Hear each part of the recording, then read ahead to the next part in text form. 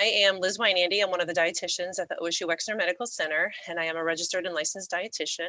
Just means that I take a lot of classes and pass an exam and pay for a license. So, all right, let's get right into it. So we've got a few topics to go over today.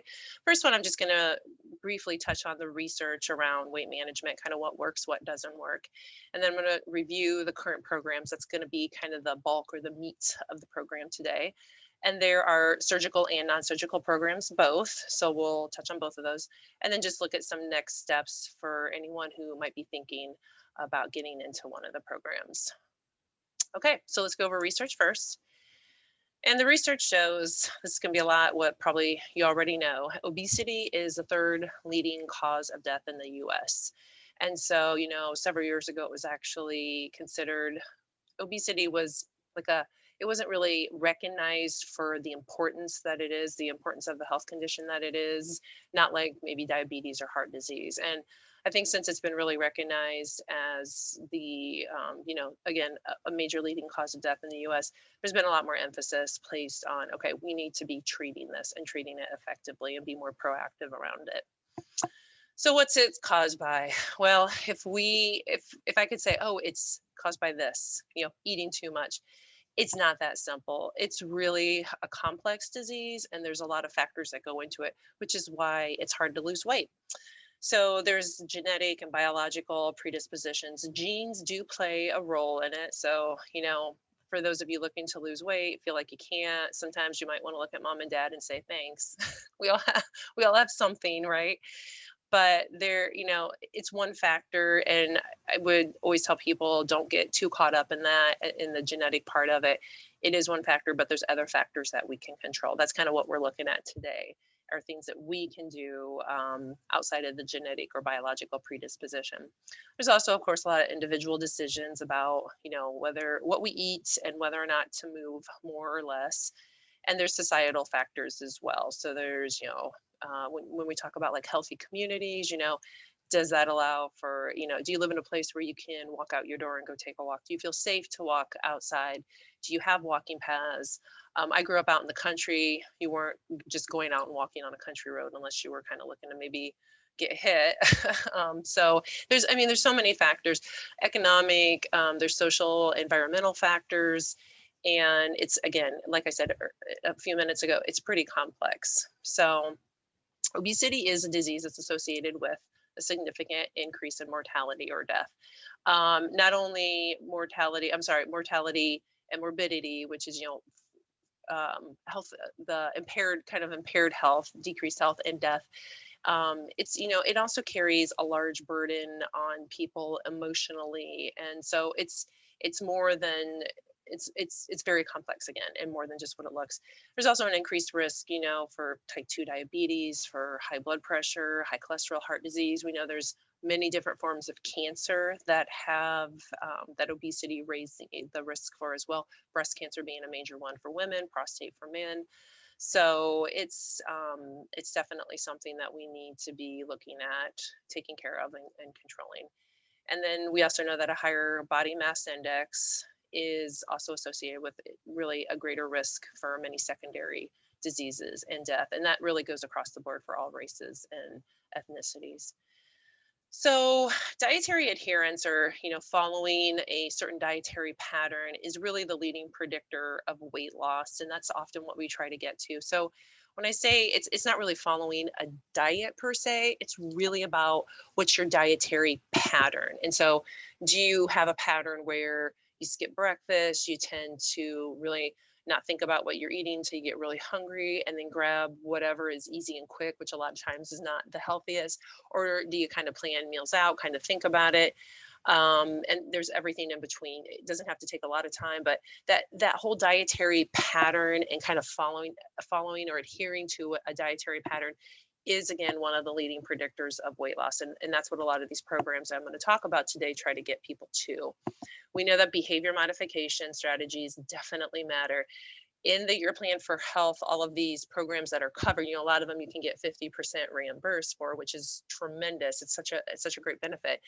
none of these programs will be approved by your plan for health if there's not a major behavior modification strategy involved with it. Because again, all the research shows, we know that behavior modification is really where it's at. It's not here, let me give you this sheet of paper, follow this diet, follow ketogenic, don't eat any carbs, or whatever. That doesn't work. It's really about how can we reshape our behavior so that we can have success in losing weight and maintaining that weight loss. And then the other thing I want to point out here, I talk to people about this so frequently, and a lot of people come in, they say, oh, I've got 50 pounds or 100 pounds or whatever to lose, I need to lose 30 or whatever. Just if we're really thinking about it from a health perspective, this initial goal, now it can be just an initial, or it might be the end goal too. 5 to 7% weight loss has shown to have tremendous benefit in lowering blood sugar and lowering blood pressure and a whole other host of health benefits. So I always tell people, don't think, oh, this is, kind of this insurmountable task that or journey that I'm about to take. Maybe you do need more than 5% weight loss, but this is really where we see a lot of health benefits. And even like really 5 to 10, up to 10% is where people will see a lot of improvement in their overall health. Okay, and then group weight loss works. That's the other thing too that a lot of the research shows. The Academy of Nutrition and Dietetics did a really large study several years ago looking at, what if a person comes to see me or another dietitian for one-on-one weight management? And that's what everybody's like, oh, I need to go. I want to work directly with somebody, and I need to get that personalization. And I don't want to be part of a group. I don't like groups. I don't have the time for that. What the study showed is that group weight management, like the group classes, work a lot better than the one-on-one. And the reason for that, again, it goes back to that behavior modification, right? It goes back to when you're in a group over a period of time, these group classes, first of all, they kind of act like support groups, which probably nobody wants to hear that, like a support group, but it's like everybody's kind of in there together working towards the same goal. But also because it's a group, usually they're meeting with some frequency, typically once a week for a lot of these programs. And because they're meeting once a week, gives people a really good opportunity to work on that behavior change. Meeting one-on-one with a dietitian, I'm not going to sit here and say it's not useful, because I've seen a lot of people have success with it as well. But it's, you come meet with dietitian, and maybe you follow up in 6 weeks. A lot of people will do great for a week or two, and then it just kind of fizzles out. So again, something that's meeting, a group weight management program that's meeting more frequently is really by far the best for the great majority of people. Again, it's behavioral based programs that really show the results. And I just had to stick that last line in, that fad diets really are not successful long term. People will be on them. I've seen so many people who have been on ketogenic or Atkins or military. I mean, we could probably all name 20 different fad diet handouts or fad diets. The matter of the fact is that it's very prescribed, very kind of prescriptive, and people can follow it for a period of time before they start dreaming about pizza and bread and whatever it is that they love that the diet does not allow. So that's not the goal. The goal is, again, to get something that will to get a dietary pattern, again, that way that you're eating generally, to get something into place that works for the person doing it, and then is also healthier. And then I just wanted to list a few more factors that affect a person's weight. So of course, food, right? And it's not only calories. I also want to point out as well that it's the quality of food that we eat. There have been many studies I can think of. There's probably at least a dozen or so, albeit a lot of these are pretty small. But they've just kind of, it's been observational, but they've looked at when people are eating their calories, where their calories are coming from. So if they're eating higher, we call it higher quality calories, which would be, of course, calories from healthier foods compared to maybe calories from lower quality processed foods, really have shown that people will lose weight more the weight loss is more effective, and they lose weight easier if those calories are coming from healthier foods. And so there's a lot that goes into that. That's probably a whole nother webinar, but things such as fiber and how that affects the microbiome and the nutrients that are in those higher quality foods. In fact, there was one study that looked at people ate almost nothing but high processed. I think it was like fast food and Twinkies or whatever. For it was short term. It was like 2 or 3 weeks, and it was usually I think it was 2 weeks, because when you do these studies, if you match the calories exactly, most people have to come and stay somewhere. They have to be in a laboratory where everything is very controlled for. And anyway, the group that ate the healthier foods, no processed foods, which may not be the most realistic setting either, but exact calories for the two groups, and the group that ate the higher quality calories actually lost weight. And I can't remember exactly amount. I should probably have looked that up before this presentation, but it was pretty startling to think, oh my gosh, exact same calories, and this group lost weight and the other one did not. So that it definitely matters. We know that sleep plays a big role. I feel like I didn't get enough sleep last night. I feel one day and I feel like, what sleep does for us, though, is it helps to regulate all of our body processes, and this includes our hunger hormones. And so we know that people, when they're sleep deprived and they're not, chronically don't get enough sleep, it definitely can affect the appetite hormones, especially ghrelin and leptin. Activity, of course. Interestingly, activity, while it's somewhat important for initial weight loss, where activity really comes into place is for weight maintenance. And this is one of the biggest predictors for long-term weight loss success, is if people are active on a regular basis. So hydration is important. You guys have probably all read articles and know, oftentimes we might mistake our thirst for hunger. And hydration also helps our metabolisms run actually better. And I say better in the sense that we can burn calories more efficiently when we are well hydrated. Stress plays a role. I'm sure lots of people out there can raise their hand and say they've stressed ate before. I have too. I mean, high fat, high sugar foods hit those receptor sites in our brains and they make us feel good. And when we're stressed and if we're hungry, both at the same time, it can be a recipe for disaster. Of course, the environment, if you live with people that eat, let's say, a lot of snack foods, a lot of processed foods, a lot of fast food, it's really hard if you're trying to eat a lot of healthy foods, especially if some of those less healthy foods might be trigger foods. So there's a lot of things. Again, it might be work environment, it could be home environment, it could just be, again, the community environment as well. Like I said, if can you walk out your door and go take a walk? All those things play into it. And then the gut microbiome too. There's more and more research around the gut microbiome with just about everything. And we know that people who are leaner compared to people who are obese, there's a stark contrast in the type of microorganisms in their GI tract.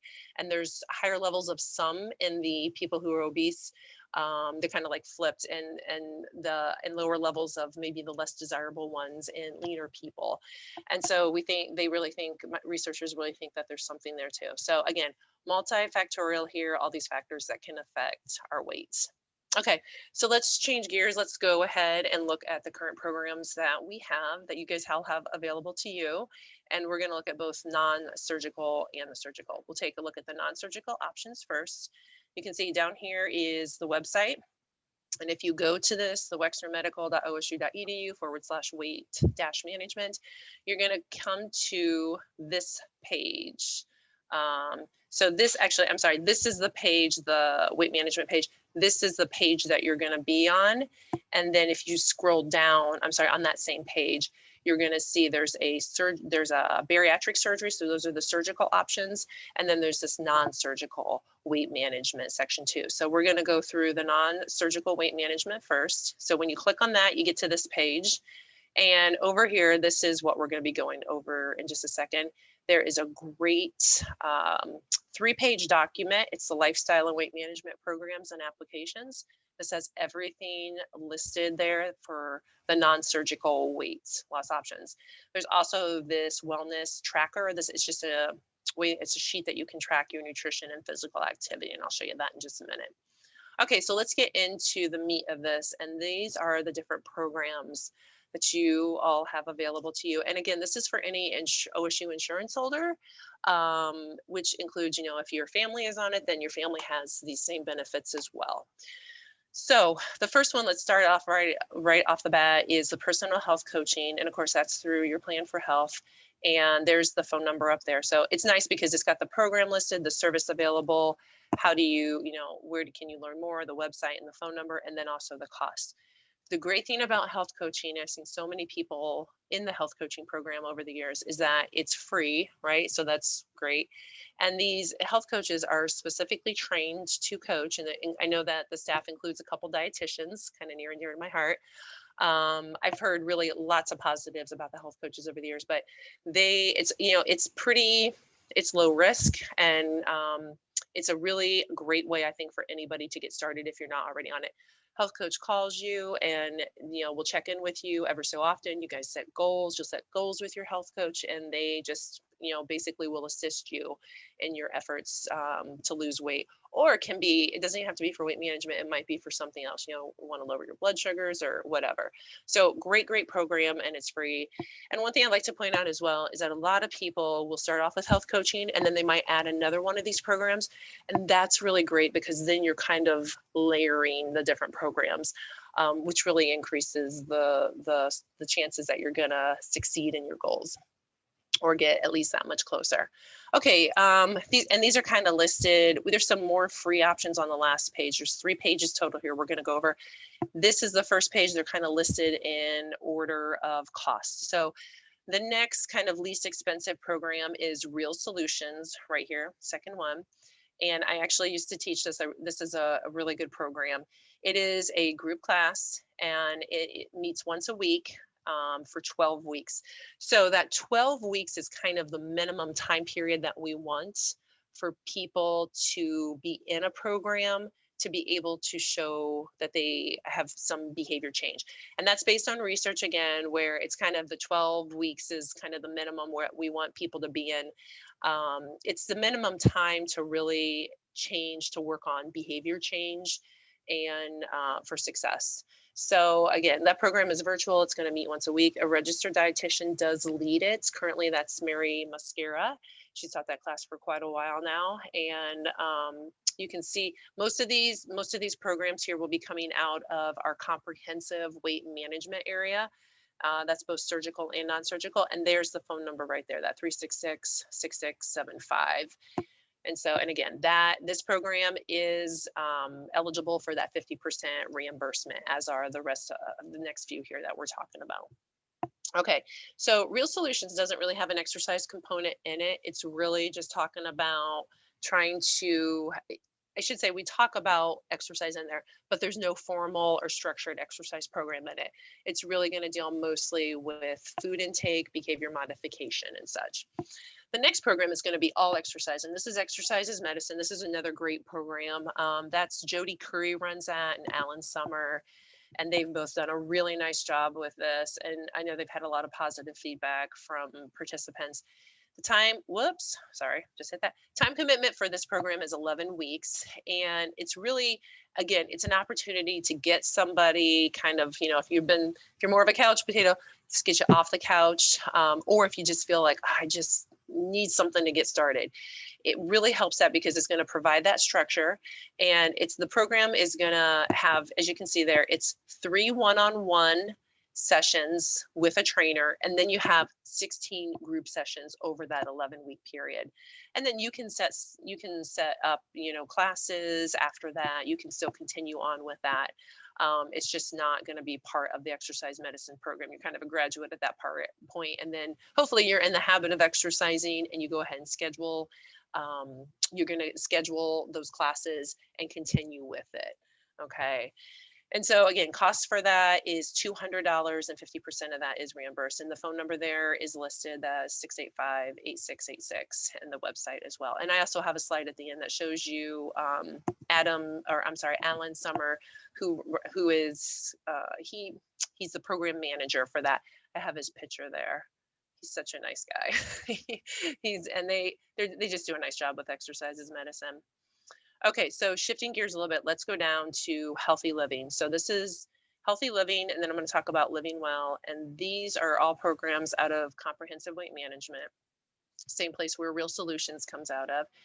And one thing with Living Well, I know we're going to talk about healthy living first, but when we get to actually all the different programs, there is an orientation on the website. And so I'll show you that in a few more slides. It's going to give you a lot more information and kind of take you through it. They used to only do this in person.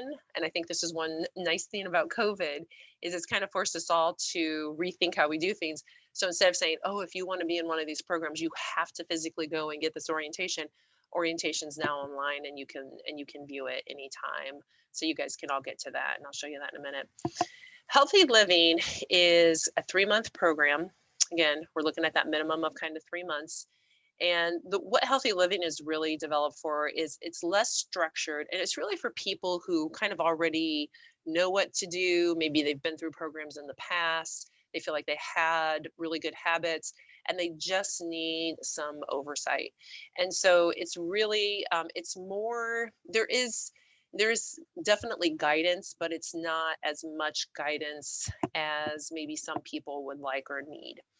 And so you have, as you can see, you have some weekly check-ins with the staff there. And then participants also have the 2 30-minute appointments with a health professional of their choice. And so they can pick an exercise physiologist, they can pick a dietitian or a health coach. And so again, that is less structured. It's really more for people who don't feel like they need it or want it. It's not group. So if you feel like you need if you need more help, it's probably not the program for you. So it is a good program, but it's just not as much. It's not as a robust program. Living Well is really kind of it's the daddy of all the programs, I would say. The time commitment for Living Well. So you can start off, you can do 3 months, you can do just 3 months. A lot of people they choose 6 months. You can see the cost is, I think, the main factor for a lot of people. So if you start off doing 3 months, it's $485. Again, you can get that 50% reimbursed.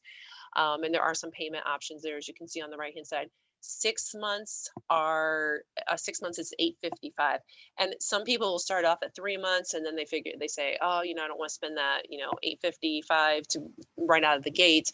They'll start off 3 months and then they'll decide that they want to extend it and go to 6 months. And then they just pay the difference that they've already paid. So the difference, they're not paying $485 twice or anything like that. They're paying a total of $855 if they decide to extend it and go 6 months. So that's kind of a nice option. Living Well, though, is going to be very structured. It's kind of split up into 3 phases, as you can see. So if you do 3 months, it's just phase 1. If you do the full 6 months, you get phase 1 and phase 2. And the first phase is it's very structured. It meets once a week. And again, classes will be divided between a dietitian, an exercise physiologist, or a health coach. And that's Catherine, the behaviorist over at Comprehensive Weight Management. I will tell you, the people who do this, Kelly Urs is the exercise physiologist, and then there's 2 dietitians, Angela Blackstone and Chris Daly.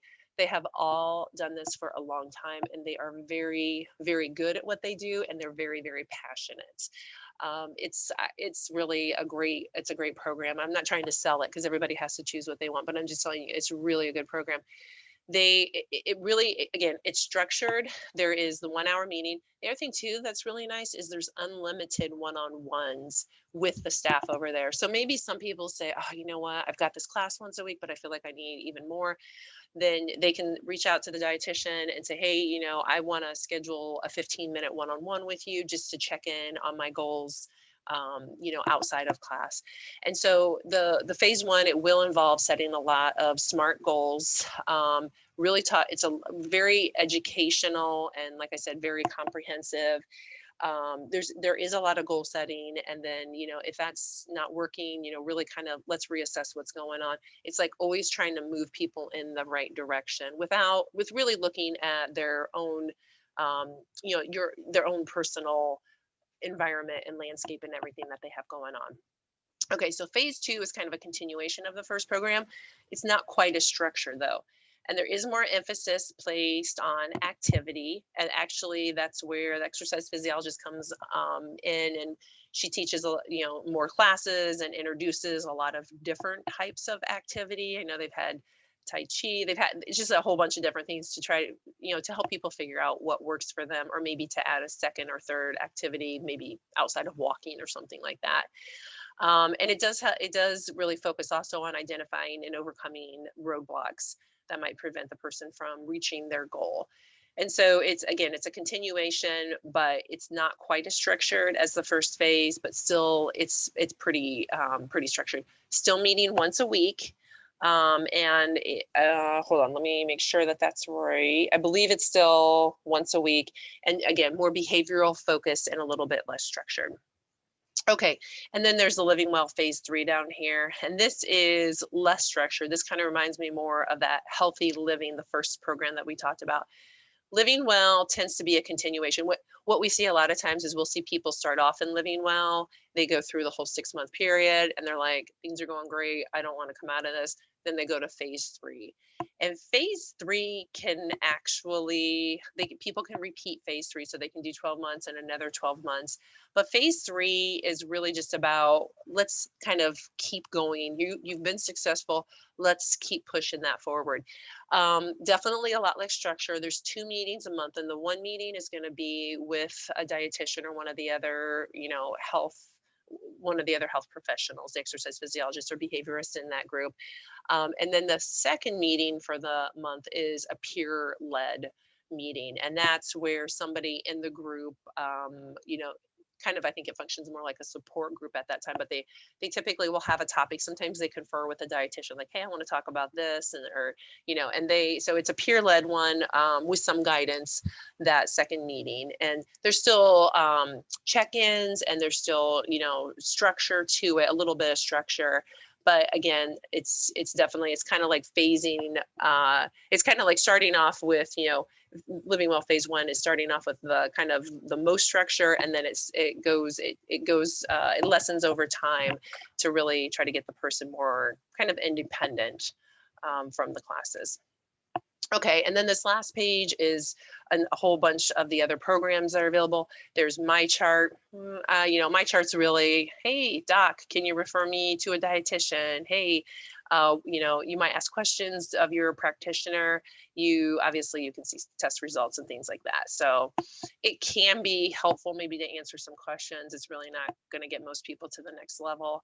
MyPlate is just an app that we also put out there. And again, it's a nice visual. On that website, there's a lot of good recipes. There are some meal plans. But again, if somebody needs more guidance, goal setting, things like that, none of these are going to be that personalized. There's MyFitnessPal. We often recommend that, but usually in tandem and working with somebody. So, hey, can you track your intake? Get a good idea how much you're taking in a day, or how many steps you're taking, how much movement you're doing. And so MyFitnessPal is great. It is free. There's like a advanced version that most people don't need.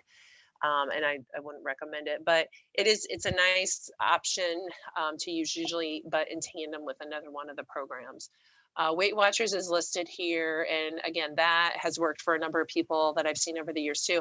My only personal complaint that I have with Weight Watchers and Noom both is that you've got health coaches helping you, not necessarily trained health professionals.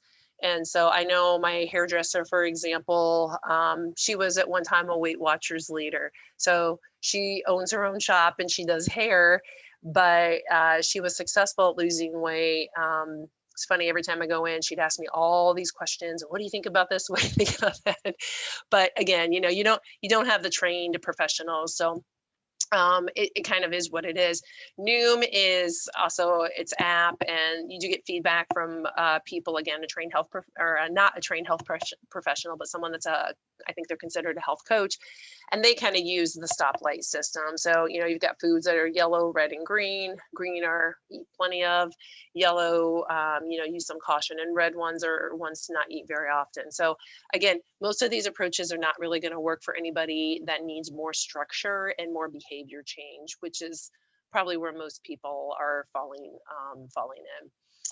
And then there's the OSU health plan, for weight management. And again, there's some free self-guided management, the BMI overview, recommendations for maintaining a healthy weight, and then the ability to connect to a wellness team.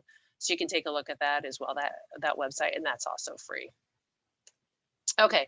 The other thing, as I mentioned earlier, there is this weekly wellness tracker. And so if you wanted to use that, this is just kind of a nice sheet. It is good to put stuff down on paper, or if you want to track it in like the MyFitnessPal app, or there's a number of apps out there that you can track. Here is, you can put down the date and the food. You can estimate calories if you want. There's just all this information. Kind of when it's down on paper or it's in your phone and you can look at it on the computer screen, it's a good visual rather than just trying to think through it in your head. And so here is, as I was talking about the orientation, here is the this is for non-surgical weight management, of course. This is the one that's online. And that's Kelly Erse right there. She's the exercise physiologist for the program. She's great to work with. There's also, you can watch this, there's also a video there of a patient testimonial. And it's pretty good. I've seen that before. It's kind of moving. Okay, and then let's talk really quickly. We'll switch over to the surgical option. So bariatric surgery is definitely an option. In this picture, that's Dr. Brad Needleman, and this is Dr. Noria. They're two of the surgeons. Very, very good. Dr. Needleman's been with the program. Oh my gosh, I've been here 22 years. I think he's been in that role at least since I've been in mine, since I've been here at the Med Center. And Dr. Noria, Sabrina Noria, is wonderful too. Very, very, very good surgeons. So you can get in there and you can look, again, there's some online sessions you can get on that website, and it talks about, who qualifies if you're thinking about that. A lot of people don't want to start with surgery right out of the gate. I don't blame them. And some people say, I do want to have bariatric surgery.